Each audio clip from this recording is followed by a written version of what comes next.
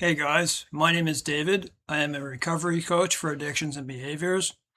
I'm in my third year of university for addictions counseling. I'm a certified personal support worker. I have difficulty speaking, so pardon me. I'm a facilitator of smart recovery, and so I'll just stop there.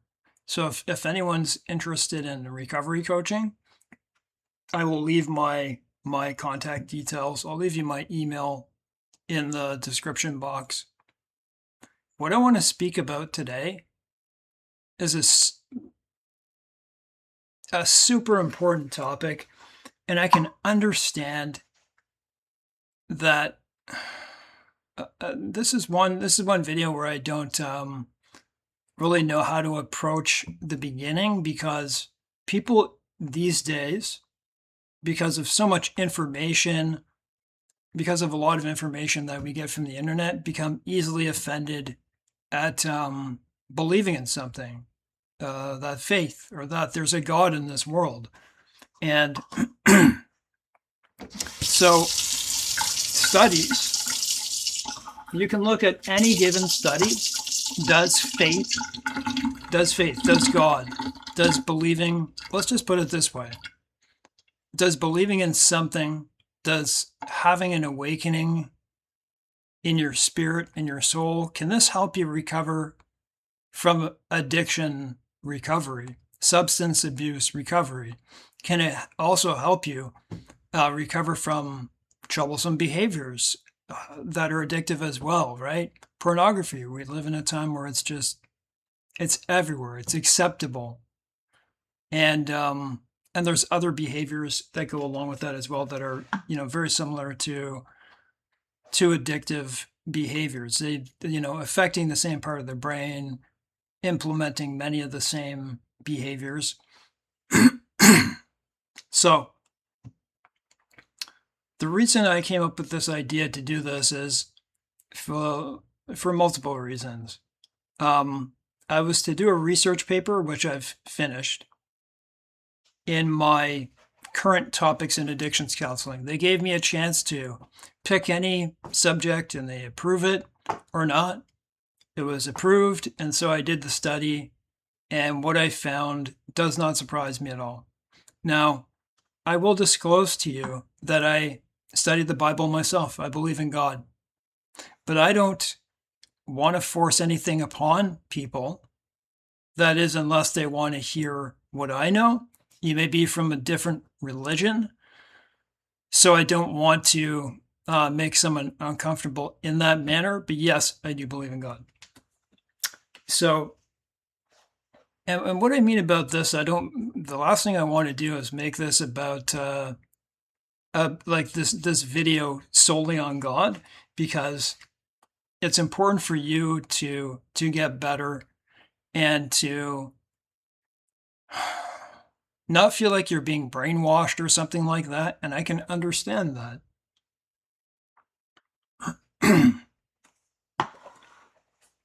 If you look at my videos, I don't push any of this on anyone, but considering the study that I did, and it would be wrong of me to, like, if I was an addictions counselor, I would never do this unless asked, but yeah, I can do whatever I want on these videos. So yeah. Just imagine that in recovery, in substance abuse recovery, think about it. You're on the street, you're poking yourself with needles, you're putting stuff up your nose, you're getting infections in your arm and your legs and your neck. And I mean, you're living in hell. You're waking up in sweats. You live in hell. And I've been in that hell, and I understand what it's like. So wouldn't it be good to know that there is something that is completely understudied and misunderstood that can help? It is my personal belief through my studies, and these are meta-analysis studies, meaning they take a study here all over the place and then they compare them, and they're coming up with the same results, that it's conclusive that that faith, hope, whatever, these are through PubMed. These are through all different places that study.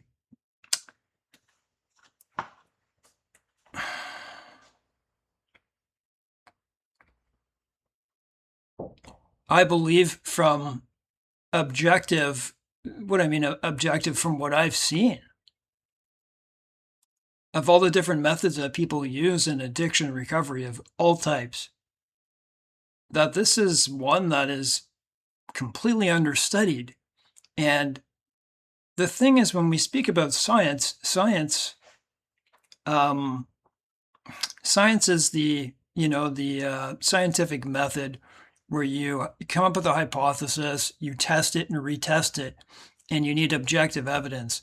So our spirits, our souls, isn't a scientific, it's not measurable. So it's not a science. I don't want it to become a science anyways, right? I want people to have hope beyond just what we see with our eyes, right? Because when we live in a world that's just not considering that there is something spiritual in this world, then it can be that much harder to recover. And there's a reason why a lot of people in substance abuse recovery are are spiritual, because they've been through hell. And anyways, it's a lot of stuff like that. And I would not do this without reading a study to you. And so in my research studies, I was not surprised in the least that it's I'm just like reiterating some of the statistics that I remember. It said that, and I'm going to read you a study too. It said that, like, people, like when you're in high school, right? And this is all beginning, say grade 9, 10, so 8 to 9, 10, 11, 12, earlier in life. If people are affiliated with a religious organization, you're going to church, right? Or you have a family, or you're in these organizations, you have a much less chance, at least twice as much, of not engaging in substance abuse. Marijuana. So if you're 15, 16, 17, 18 years old, and you are a religious person, just say you read the Bible or something, you are 8 times less common to use marijuana. Do you know that? Those are pretty high statistics. And this is what they find over and over again. There are more than one models of addiction. There are 8 of them, I believe. And so Alcoholics Anonymous bases their model of addiction, how they approach and treat someone. It's called the disease model of addiction, where we're helplessly addicted. We can't do anything. Our lives are out of control and stuff like that. And it's true, right? To certainly to some degree, more than others. It's not the only one, though. But in AA, because Alcoholics Anonymous was born in 1935 by Bill and Bob Wilson. I forget the name of the last name of the other guy, but that was the only thing people ever knew. And it was a Christian nation. So they based it through spirituality, going through the steps, find a higher power, something bigger than yourself. And for some people that works, but for some people it doesn't. And I'm in Smart Recovery. I facilitate those meetings. And I understand there's a difference there where people don't want to feel like they're pushed about that. It's much better when it's you taking the initiative to find out, is there a God? Hey, my life is so unmanageable with this addiction. Let's look outside to see if there's hope somewhere. That's all I'm saying. So with that said, I'm just going to read you what the study says. I don't want to try and convert you. that's not my purpose here. But I will tell you, it's quite obvious when I read through all the different studies, they all say the same thing. And there's some pretty mind-blowing statistics in this too. You'll see how much money is saved when people go the route of things like faith. Pardon me, my stomach.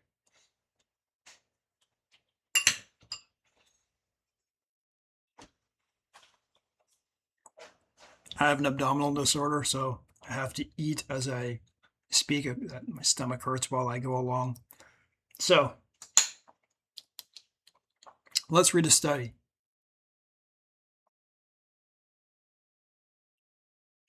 And I'll leave this in the description box too. religiousfreedomandbusiness.org. So a new study, how faith is indispensable in preventing and so remember that preventing before you even start to use and recovering from substance abuse. Faith and recovery.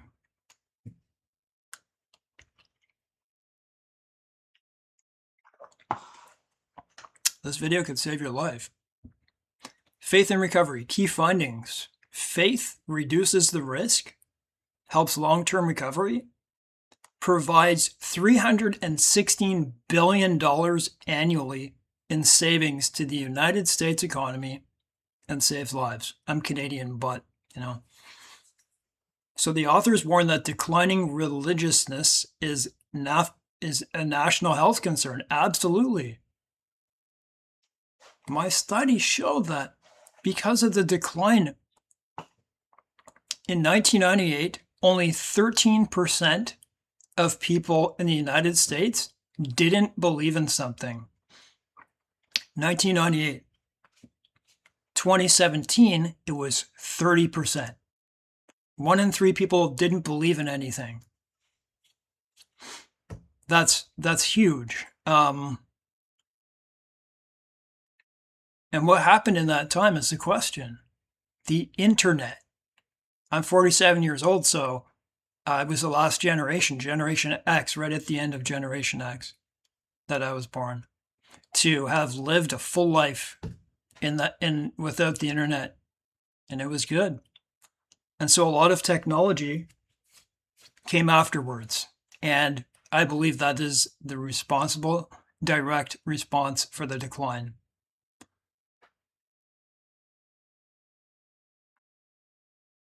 Public perceptions that religion cannot answer today's problem do not match reality. So Washington, D.C., this is September 5th, 2019, and you better believe since COVID, because this was pre-COVID, that it's probably even more so. A new study authored by father-daughter research duo Brian and Melissa Grimm and published in the Journal of Religion and Health look at the role of religious and spiritual faith in preventing and recovering from substance abuse disorder. I believe there's only one God, but that's the Christian God.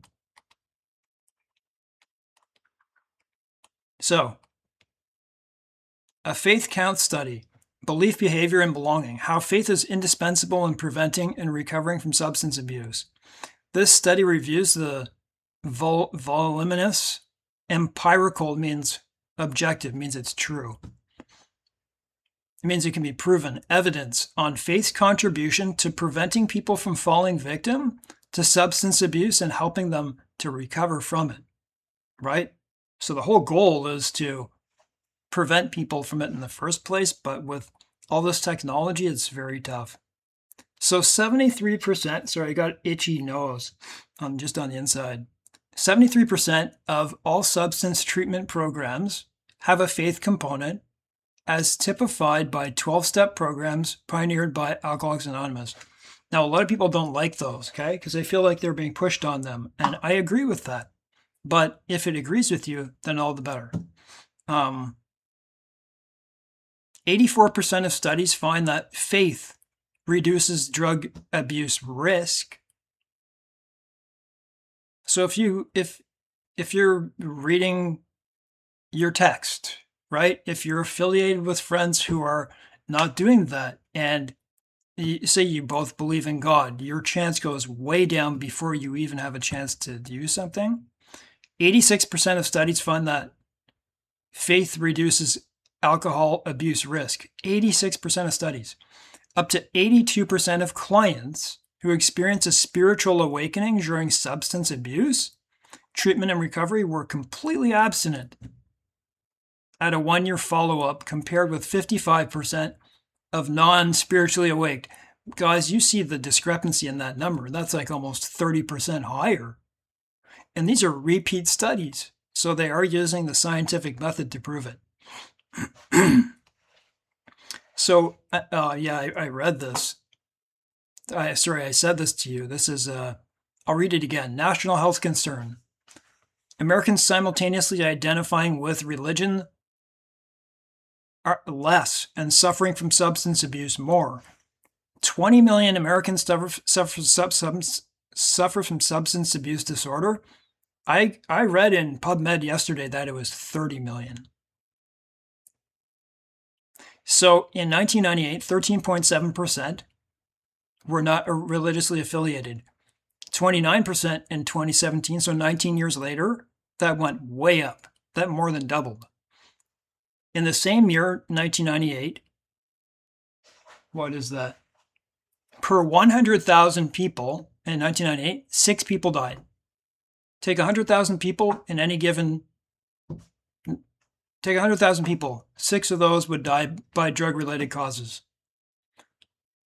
19 years later, 22. That tripled plus. So 316 billion in savings by faith. That's what they've whatever, all different areas of, it's hard to measure, but they mean pre and post. So parent alert. Religious youth are 3 times less likely to binge drink if you're religiously affiliated with something. 3 times less likely to binge drink. Religious youth are 4 times less likely to use illegal drugs. For teens with a substance use disorder, 62% cite staying connected with God as a top reason for staying sober after rehab. Why aren't we hearing more about this? This seems like the top factor of getting well, other than, speaking to a counselor and those things. This sounds to me even more powerful. These are very high statistics. And more importantly, with that 316 billion, 20,000 lives are saved every year by believing in God, by, this is what they've calculated in the United States.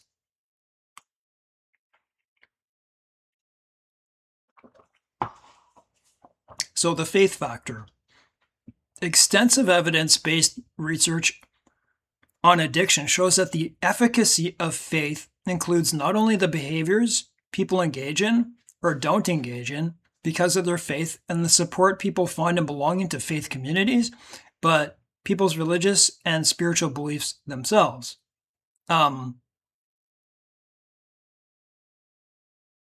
Medical and psychological intervention is life-saving and necessary with or without faith. Faith is significantly beneficial in prevention. The faith community is unique, effective in mobilizing crisis response.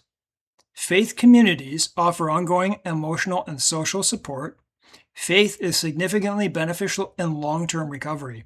So when you come out of long-term recovery, and say you come out of a jail, say you come out of a treatment center, and you're on the street, or you're poor and you're not doing well, you live in you can barely afford your food. Will it be easier to put faith in something and try to get through that way, or have nothing? And it'd be much easier to go right back to that substance. Faith in action. Nearly 130,000 congregations of all faiths provide recovery assistance. A few examples: Teen Challenge USA. I'm not going to go through all of them, guys, but there's a lot of them. Perception versus reality. Only 46% of Americans think religion can answer today's problems. However, religion answers one of our biggest problems, preventing and recovering from addiction. At any given time, there are 20 million Americans afflicted with a substance use disorder.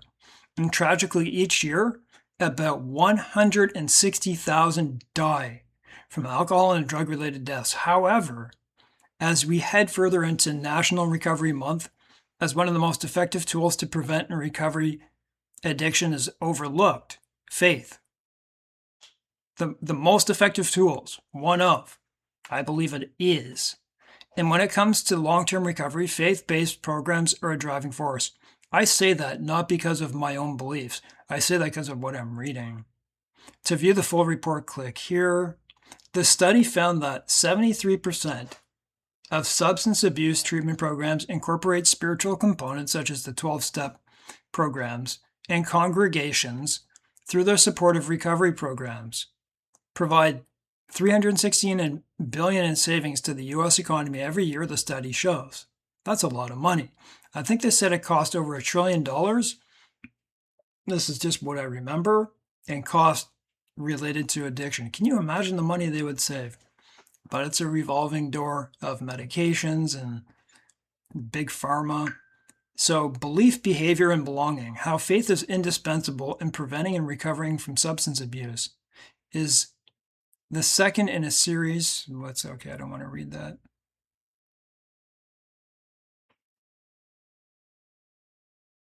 So as I said, only 46% of people think that religion can help because they haven't read this or they don't believe. The reality is that religion provides answers for one of today's biggest problems, addiction.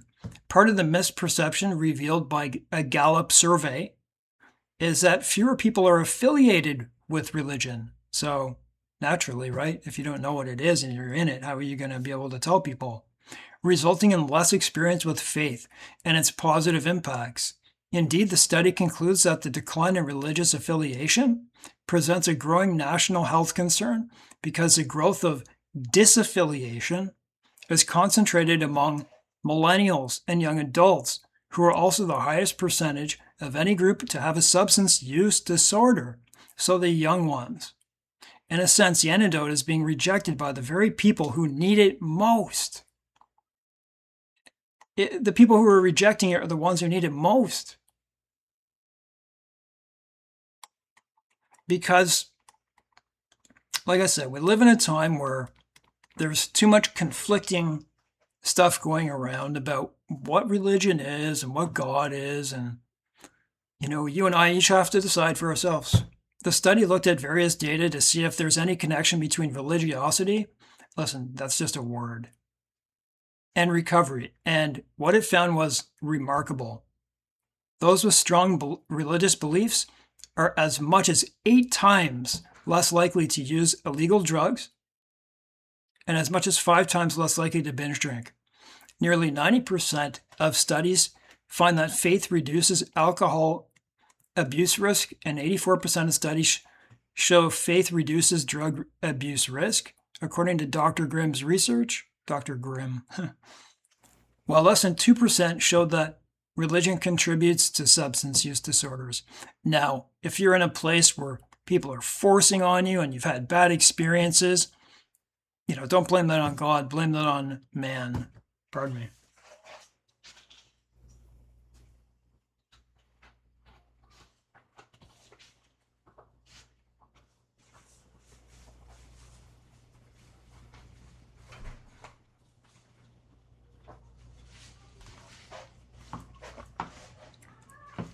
And I understand, people go through horrific situations.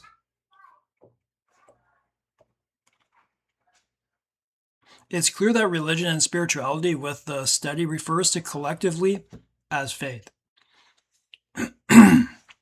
are exceptionally powerful, integral, and indispensable resources in substance abuse prevention recovery. Religious beliefs, practices, and ministries not only provide succor and solace to those in need, they provide tangible, valuable resources that can help prevent and address substance abuse. Regarding the opioid crisis, Dr. Grimm is careful to point out that the study is primarily about prevention and not long-term recovery from alcohol and certain types of drug addiction. He states it's important to note that the opioid crisis presents a different and unprecedented set of challenges that require a unique approach to treatment. It's just the same, but when this was written, it was new. To treatment for substance use disorder, the level of deaths. That may include medication assisted treatment. Indeed, I want to be very clear that we are not conflating recovery from alcohol and other narcotics with addressing the opioid crisis. While overall medical intervention for substance use disorders is life-saving and critical, this study shows that faith organizations are uniquely capable of providing the wraparound care. It's a holistic thing, right? It's just part of it. It's not the main tool, right? And community necessary for long-term recovery. Carrie Troop, Communications Director for Faith Camp, states that I just want to give you so that's it, guys. I will leave this in the description box. So, it's your choice. If you're in that spot where, you feel like you're at the end of your rope, it's no harm. And what the studies show is that it's indispensable. So, pardon me, I don't mean to give my own opinion. I don't mean to push things on you, but I am a believer, and it's helped me in my own life. I suffer with very severe pain. I have difficulty speaking. At 17 years ago, I was a substance abuser, and a horrible one at that. And I went through hell, absolute hell. And I credit today my success today with God. That's just the way it is. But whatever it is for you, I hope you can find a way.